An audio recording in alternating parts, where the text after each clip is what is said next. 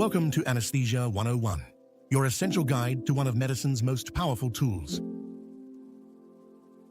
General anesthesia rests on three pillars: amnesia, so the patient has no memory of the procedure; analgesia, complete pain control; and akinesia, keeping the patient perfectly still. Anesthesia unfolds in three phases. Induction sends the brain to sleep. Maintenance keeps it there, and emergence carefully brings the patient back.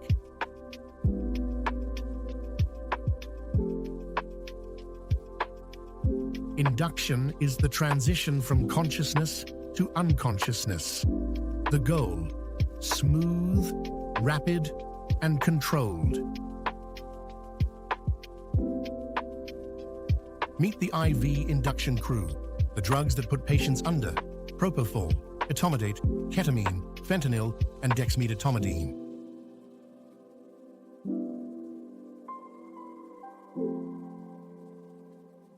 Propofol is the workhorse.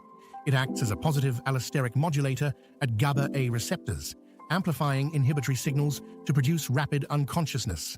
Bonus: it also has antiemetic properties.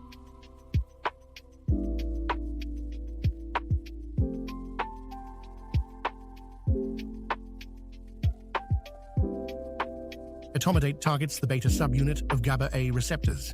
It causes minimal cardiovascular depression, making it the go-to for hemodynamically unstable patients, though watch for adrenal suppression.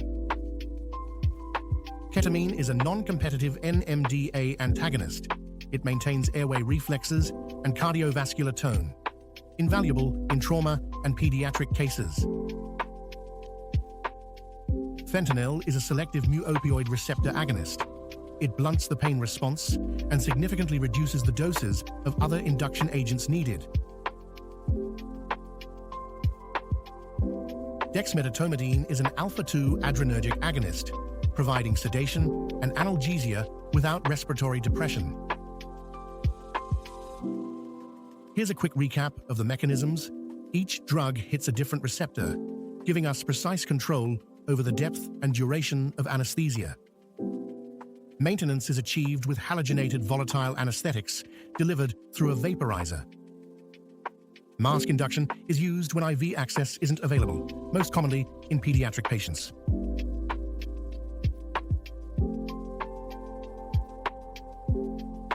MAC, minimum alveolar concentration, is the benchmark for potency. A lower MAC means a more potent agent. Sevoflurane is the preferred volatile agent. Pleasant smell, low irritation, and a smooth induction profile.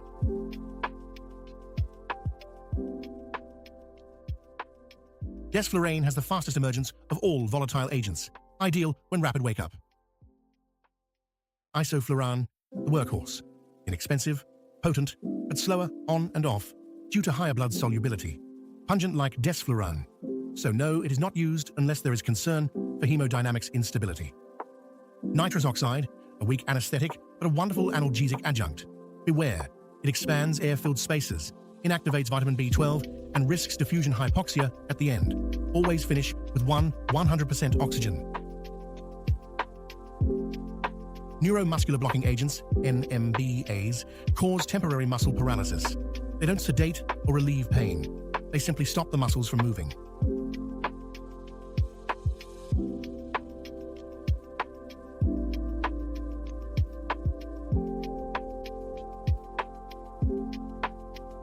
Depolarizing agents bind to receptors and trigger a brief chaotic muscle activation, fasciculations, before full paralysis sets in. Succinylcholine is the classic depolarizing agent. Incredibly rapid onset, short duration, the go-to for quick airway control during intubation. Non-depolarizing agents block the receptor without activating it. Think of them as a bouncer, denying entry to the body's own neurotransmitters. Rocuronium is the marathon runner of NMBAs, longer, steady muscle relaxation. Vecuronium offers an intermediate duration with a stable, predictable effect.